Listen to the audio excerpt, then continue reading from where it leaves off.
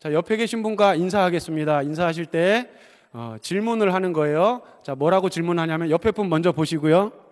네, 질문하겠습니다. 통장에 얼마 있니? 질문하세요, 빨리. 자, 통장에 얼마 있니? 야, 대답하지 마세요. 네, 자, 대답하지 마세요. 네, 자, 좋은 의미로든 나쁜 의미로든 네, 그렇습니다. 자, 네, 갑자기 다 좌절. 네. X세대 용어 한번 쓸까요? OTL. 네. 좌절하신 분들 계신데, 자, 통장에 영원이 있다라고 할 수는 없겠지만 어쨌든 표현상 통장에 영원만 있어도요, 세계 인구의 95%보다 잘 사는 거라고 합니다. 왜냐하면 빚으로 살아가고 있는 시대라는 거죠. 통장에 영원이 있으면 세계 인구 중에 95%보다 잘 사는 것이다. 이게 좀 와 닿으십니까? 근데 그 다음 얘기가 있습니다. 뭐냐면 정말 가난한 사람들이 있다는 겁니다. 정말 가난한 사람들은 어떤 사람이냐면 선택할 수 없는 그런 삶을 살아가는 자들입니다. 가난해서 힘이 없어서 선택할 수 있는 게 없어요. 그래서 그 주어진 환경 속에서 고통스러워도 신음하면서 버티면서 살 수밖에 없는, 그게 진짜 가난이다 라는 말을 들었습니다. 어려운데 다른 방법이 없는 거예요.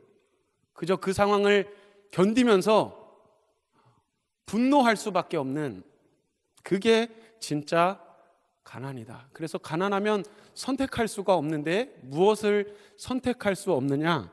첫 번째로 안전을 선택할 수 없습니다. 우리를 안전하게 지키고 있는 많은 그런 시스템이 갖춰져 있습니다. 그리고 개인적으로도 또 보안 그런 업체에 우리의 안전을 위해서 우리는 많은 것을 선택하고 싸우면서 우리가 안전하려고 합니다. 그런데 가난하면, 힘이 없으면 안전을 선택할 수 없습니다. 위험을 몸으로 감당하며 살아야 하는 겁니다. 폭력으로부터, 성범죄로부터 아무 힘 없이 그렇게 보호받을 수 없는 그런 삶이 있다라는 것입니다. 그리고 가난하면 무엇을 선택할 수 없는가? 깨끗한 물과 음식을 선택할 수 없습니다. 전 세계의 12%의 인구가 85%의 깨끗한 물을 소유하고 사용한다고 합니다. 전 세계의 10% 정도의 인구가 전 세계에 있는 깨끗한 물 85% 정도를 사용한다는 거죠. 나머지 90%의 인구는 나머지 15%의 물을 가지고 선택할 수 없이 그저 그것을 마실 수밖에 없고 그런 음식을 먹을 수밖에 없는 그런 환경 속에 살아간다. 또 무엇을 선택할 수 없느냐? 의료적 혜택을 선택할 수 없습니다. 그래서 영양 결핍에 걸린 상태로 아이를 갖게 되고, 그렇게 연약한 상태로 태어난 아이는 아주 기본적인 질병들, 우리는 가서 주사 하나 먹고 알약 하나 먹으면 치료될 수 있는 그 병, 감기, 말라리아, 설사, 기생충, 이런 것들을 이겨내지 못하고 선택하지 못하고 그저 견디다가 아픈 일을 당하기도 하는 겁니다. 그리고 가난하면, 정말 가난하면, 힘이 없으면 교육을 선택할 수가 없습니다. 돈도 없고 배울 시간도 없습니다. 개천에서 용날 기회조차, 선택할 그 일조차 그런 연약한 사람들에게는 허락될 수 없는 것입니다. 벗어나고 싶어도 선택할 수 없으니 주어진 대로 살아갈 수밖에 없는, 오늘 본문 21절 말씀을 보시기 바랍니다. 우리 21절 말씀 한 목소리로 읽었으면 좋겠는데요. 함께 21절 있습니다. 시작. 아들을 낳으리니 이름을 예수라.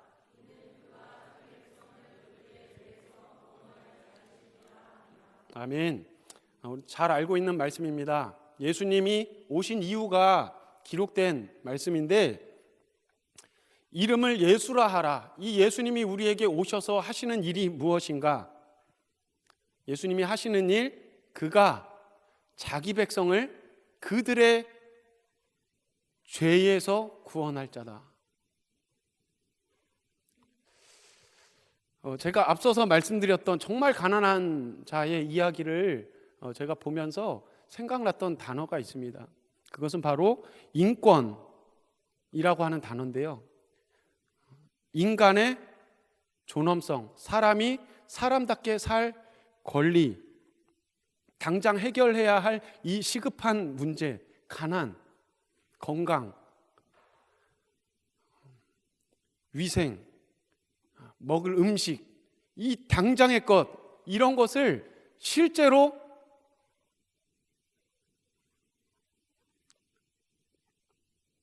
그것이 문제가 되어서 살아가는 자들이 있다라는 겁니다. 시급한 이 문제가 있습니다. 그러면 예수님이 오실 때 이 당장 급한 일들 모르시지 않을 텐데, 가난, 전쟁, 폭력, 거짓, 분노, 이런 것을 당장 해결해 주러 오시지, 왜 예수님은 죄를 구원하러 오신 것일까요? 빵을 주시면 좋았을 텐데, 화해하게, 그리고 당장 나의 문제가 해결되게 그렇게 오셨으면 좋겠는데, 왜 예수님은, 그렇게 능력이 많으신 예수님은 오시면서 죄를 해결하러 오신 것일까? 그것은 우리가 앞서 언급했던 그 모든 문제들, 우리가 찬양하면서도 우리의 이 어둠과 같은 상황에 빛으로 오셨다고 했는데, 우리는 우리의 어려움을 생각합니다. 해결되지 않고, 뜻대로 되지 않고, 벌어지지 않고, 들어가지지 않는, 그리고 저 사람과 비교했을 때 아무것도 아닌 것 같은 이 어두운 내 상황, 우리가 부정적이라고 생각하는, 또 내가 상처가 되고 문제가 되는 이 모든 것의 뿌리가 죄에 있기 때문에 예수님은 죄를 해결하기 위해 오신 것입니다. 질문하겠습니다. 예수님이 2000년 전에 사람의 몸을 입고 이 땅에 태어나신 것을 믿으십니까? 예수님이 이 땅에 태어나신 것이 우리의 믿음입니까? 사실입니까? 사실입니다. 예수님은 태어나셨습니다. 아멘.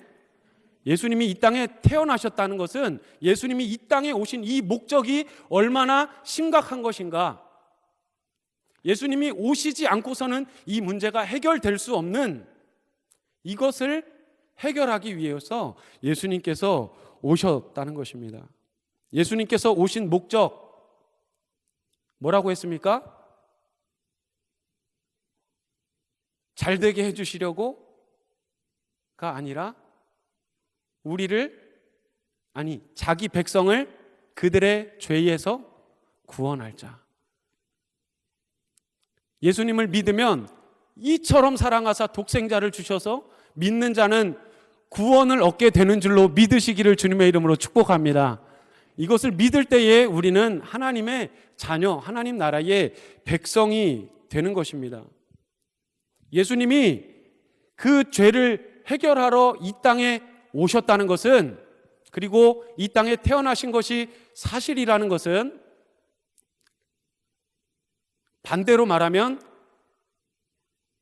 죄의 결과는 정말 심각한 것이다. 우리가 그냥 막연하게 그냥 내가 회개합니다라고 할 게 아니다라는 것이죠. 그럴 거였다면 예수님이 오시지 않아도 되시지 않았을까요? 죄를 해결하지 않으면 안 되기에, 하나님께서 이렇게 사랑하시는데 그 죄가 해결되지 못해서 하나님 앞에 나오는 자가 없기에, 그래서 예수님은 오실 수밖에 없었던 것입니다.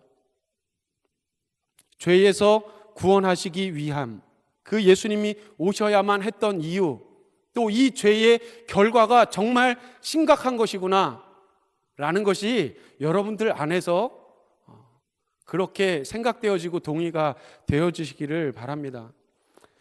가끔 어려움을 겪는 사람들을 만나게 됩니다. 이렇게 설교가 왜 이렇게 지루할까? 잠이 온다. 이런 어려움을 겪는 분들도 있고, 감정적으로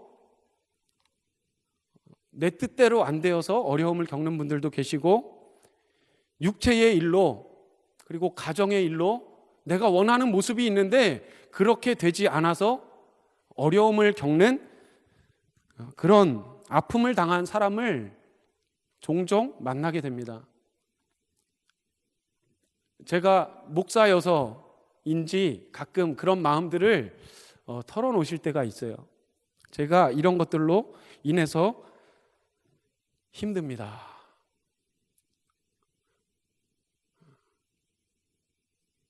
솔직히 제가 겪지 못한, 그리고 제가 겪었던 그 어려움의 크기보다 더 큰 어려움을 감당하신 분들을 만나게 되면 정말 솔직히 말씀드려서 뭐라고 말해야 될지 모를 때가 있어요. 그래서 애써 생각하다가 하나님의 뜻이 있습니다. 하나님이 위로하시기를 바라요. 이 시간 허락하신 이유가 있을 겁니다. 라고 그렇게 정신을 차리고 나의 목사로서 할 수 있는 말을 하는데, 가끔 기도하면서 제 마음에 그런 말을 하는 게 너무 익숙해져 버린 저의 모습을 종종 발견하게 됩니다. 어려움을, 그 인생의 큰 골짜기를 지나면서 그것을 마주하면서 피하지 못하고 그것을 위에서 씨름하고 있는 그 형제와 자녀를 보면서 그 곁에 있으면서 위로해주고 사랑해주고 그저 공감해주는 그 일을 하기보다 말을 하는 것에 너무 익숙해진 게 아닌가, 그 마음이 뭔지도 모르면서.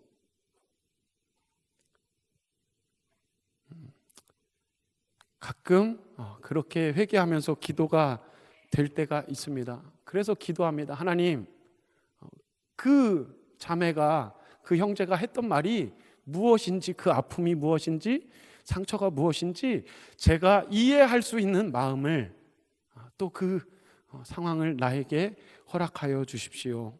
말로만이 아니라 나의 온 삶으로 공감하고 힘을 줄 수 있는 사람이 되게 하여 주옵소서. 기도하게 될 때가 있습니다.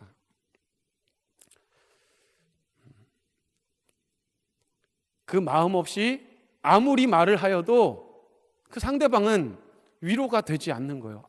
목사님이 하시는 전문적인 말 정도로 여겨지게 될까요? 안타까운 뉴스를 접하게 됐습니다. 실제로 TV에서 나오는 뉴스인데요. 10월 21일에 경남 김해의 원룸에서 화재가 났습니다. 20분 정도 진행되었었던 화재, 비교적 그렇게 큰 화재는 아닌데 그것에 비해서 인명피해가 컸습니다. 4명이 중환자실로 옮겨가게 되었고, 그 중에 1명은 옮겨가던, 이송되던 중에 그 유독가스에 중독이 되어서 사망하게 되고, 3명은 응급실로 실려가게 됩니다. 대부분이 피신을 했습니다. 그런데 4명은 미처 피하지를 못한 거예요. 불이야! 라고 하는 소리를 사람들이 정말 크게 외쳤는데, 그렇게 크게 외치는 그 상황 속에서 그 4명은 피하지를 못했습니다. 왜 그랬을까요? 그 4명이 이주 노동자의 외국인 아이들이었고, 아직 한국말 불이야! 라고 하는 그 말을 들리는데 그게 무슨 말인지를 몰랐다고 합니다. 불이야! 듣고 피해야 되는데 그게 무슨 말인지를 모르는 거예요. 왜 이렇게 소리를 지르지? 그러다 타임을 놓치고 그렇게 위험한 일을 불의하라는 소리를 알아들을 수만 있었어도, 알아듣기만 했어도, 예수님께서 이 땅에 오신 이유, 왜 오셨습니까? 우리가 알아듣지를 못해서 예수님께서 이 땅에 오신 겁니다. 회개하라, 천국이 가까웠다, 회개해야 된다. 그렇지 않으면 그 죄가 정말 사망이 되고, 그 죄 때문에 겪게 되는 그 아픔과 상처가 우리의 삶 속에서 상처 주면 상처 주는 대로 그렇게 휘둘리면서 그 주어진 대로 살아갈 수밖에 없는, 자유한 것 같지만 전혀 자유하지 않은 그런 삶을 살아가게 된다. 알아듣고 하나님 앞에 나아가며 회개하라. 그것을 알려주기 위해서, 그 심각성을 깨닫게 해주시기 위해서 우리는 죄에서 자유로울 수 없지만 오직 그 모든 죄로부터 우리를 자유케 하실 수 있는 예수님이 우리를 위해 오신 줄로 믿습니다. 강림절 기간입니다. 예수님의 오심, 예수님이 오신 것은 알리기 위해서입니다. 정말 위급한 상황이면 불이야, 그것을 알아듣고 피해야 된다, 이것을 모면해야 된다, 그 길이 있다라는 것을 알리기 위해서 예수님께서 오신 것입니다. 하나님의 나라, 하나님의 구원이 있다. 두려움을 이기는 방법이 있다. 삶에 많은 문제가 있고 나에게 상처를 주는 일이 있어도 그것을 이길 수 있는 방법이 있다. 그것은 하나님께 돌아오는 것이다. 이것을 우리에게 불이야 라고 외치는 것 같은 그런 심정으로 우리를 찾아오신 그 예수님의, 또 하나님 아버지의 마음을 이 시간 깨달으시고 다시 한번 하나님 앞에 돌아가시는 이 자리에 모두가 되시기를 주님의 이름으로 축복합니다. 구원하시기 위해서 오신 것이 놀랍습니다. 더 놀라운 것은 그 주님이 우리 안에 계시다는 것입니다. 우리 마태복음 1장 22절 말씀 한 목소리로 읽도록 하겠습니다. 마태복음 1장 22절입니다. 시작. 이 모든 일이 된 것은 주께서 이르시되, 아멘, 선지자로 하신 말씀을 이루려 하심이니 이르시되, 그 내용이 23절에 나와 있습니다. 선지자로, 예수님이 탄생하시기 600년, 700년 전에 선지자가 예언하게 하신 내용, 그것이 무엇인가가 23절에 나와 있는데 그것을 눈으로 읽으시고요, 제가 그 선지자의 예언한 내용이 무엇인가 이사야 7장 14절 말씀을 읽어드리겠습니다. 여러분들은 마태복음 1장 23절을 보시면 돼요. 그러므로 주께서 친히 징조를 너희에게 주실 것이다. 보라, 처녀가 잉태하여 아들을 낳을 것이요, 그 이름을 임마누엘이라 하리라. 아멘. 이 이사야의 예언대로, 또 예언하신 대로, 약속하신 대로 예수님께서 그리스도로서 사람의 몸을 입고 이 땅에 오신 일이, 약속하신 그 일이 이루어진 그 사건이 바로 예수님이라는 것입니다. 믿으십니까? 구원자로 오신 예수님은 하나님께서 예언하신 말씀을 이루시기 위해 이 땅에 오셨습니다. 이 땅에 오신 목적이 뭐라고 했습니까? 죄에서 구원하기 위해서 십자가에 달려서 모든 죄를 대신해서 죽으셨습니다. 믿으십니까? 죽으셨을 뿐만 아니라 3일 만에 부활하심으로 우리는 죽음에서 살아날 수 없지만, 자유로울 수 없지만, 오직 주님만이 죽음과 그 사망의 권세까지도 이기시고 우리를 죄로부터 자유케 하시고 죽음으로부터 자유케 하시고 우리의 모든 문제로부터 자유케 하시는 그 권세가 예수님께 있음을 믿으시기를 주님의 이름으로 축복합니다. 내 삶에 앞으로 이기게 하실 것이 아니라 예수님께서 이미 이 모든 것을 이루신 줄 믿으시기를 주님의 이름으로 축복합니다. 죄는 예수님이 이미 이기셨습니다. 이것을 믿는 것입니다. 이것을 믿으면 이 믿음이 현실이 됩니다. 예수님의 승리가 나의 승리가 되는 것입니다. 왜냐하면 우리는 믿을 때에 하나님 나라의 백성이 되기 때문입니다. 우리는 잠잠하다가도 국가적인 이벤트를 맞이하게 되면 우리는 응원하고 또 열광을 합니다. 무슨 말이냐면 월드컵 2002년의 함성 그 광장 기억나십니까? 네.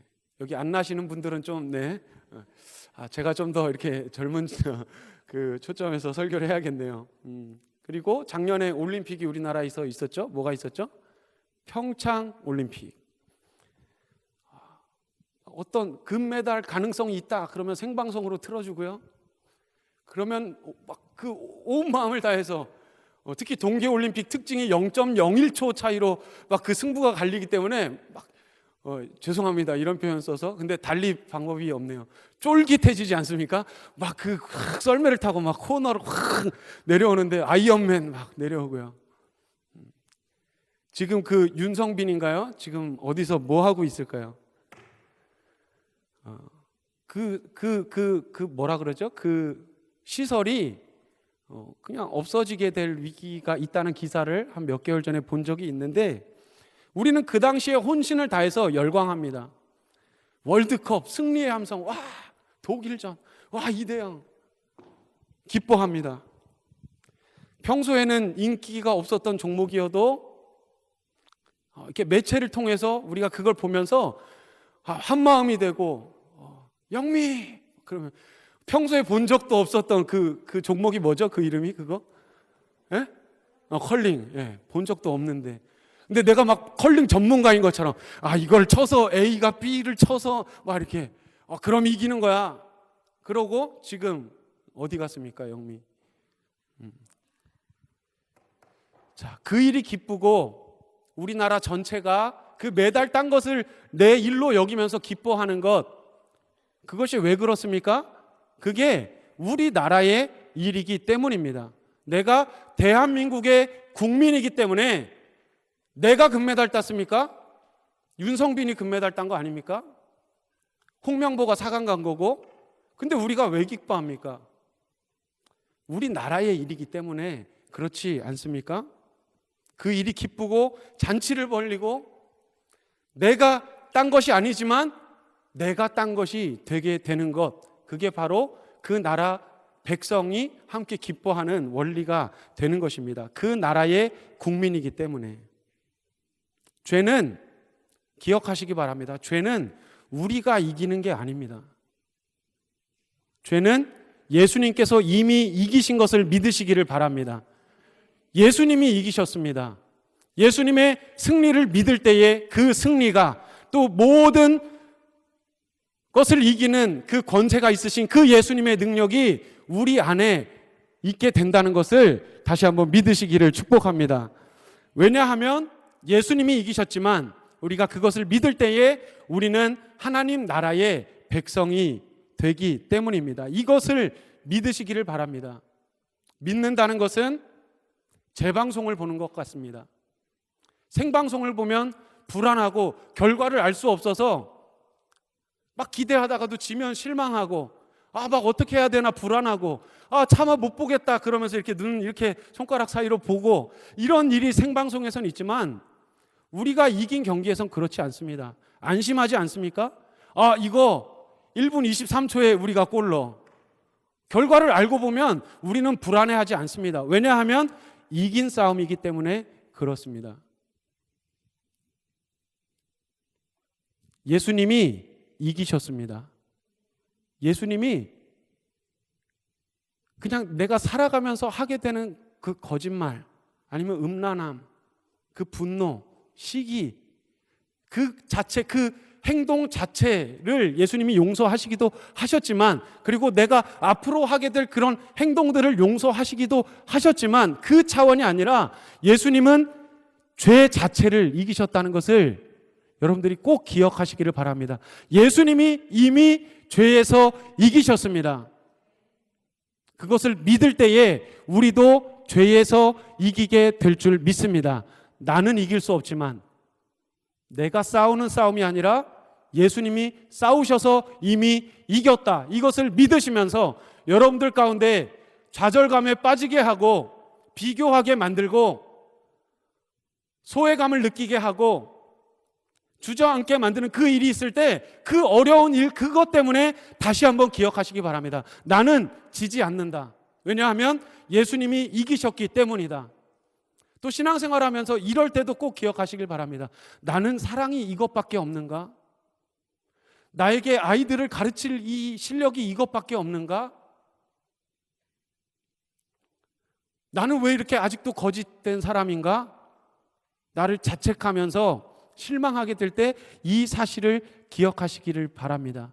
온전한 사랑은 내가 하는 것이 아니라 예수님께서 하시는 줄로 믿습니다. 그 사랑을 하실 수 있는 예수님이 내 안에 살아계시기 때문에 예수님, 그 사랑을 예수님으로부터 배우게 하여 주십시오. 그래서 이 성탄에 거리에 나가서 내가 찬양할 때 와, 내가 이렇게 잘해서 찬양한다가 아니라 온전히 예배하실 수 있는 예수님이 내 안에 계시기 때문에 내가 그 예수님과 함께 거리에서 찬양하고 사랑하고 가난한 자들, 소외된 자들을 찾아갈 수 있는 사랑의 마음을 예수님께로부터 배우게 하여 주십시오라고 기도하시고 실천하시고 결단하시는 이 자리에 모두가 되시기를 주님의 이름으로 축복합니다. 그러면 믿음이 믿음으로서만 존재하는 게 아니라 우리의 삶의 현실이 되고 능력이 되고 힘이 되고 살아갈 용기가 되는 그런 놀라운 능력이 예수님으로 인하여서 우리에게 허락될 줄로 믿습니다. 말씀 맞추겠습니다. 네, 찬양팀 바로 반주해 주시고요. 우리에게 그러나 실제로 어려움이 있다는 사실을 기억합시다. 네, 싱어분들 나와 주시고요. 솔직히 어렵지 않습니까? 제가 목사지만 목사가 이렇게 힘든 건지 몰랐어요. 아버지가 목회하시는 거 보면서 와, 멋있다. 성도님들이 다 막 목사님. 제가 아버지가 목사인 걸 처음 기억하는 그 모습이 지금 제 나이 때 정도거든요. 30 비밀입니다. 네. 멋있어요. 그래서 나도 목사해야지. 힘들어요. 여러분, 학생이 이렇게 힘들 줄 아셨습니까? 직장생활 이렇게 힘들 줄 아셨어요? 교회 학교 교사한다는 게, 그리고 찬양팀 한다는 게 어렵지 않습니까? 하나님의 백성으로 세상에 나가서 살아간다는 거, 깨끗해야 될 것 같은데 안 깨끗해요. 막 날 자책하고 어렵습니다. 합격해야 되는데 합격이 안 되고 어려워요. 그때 그 어려움 때문에 예수님을 찾으시기를 축복합니다. 우리 이 시간 그 주님을 바라면서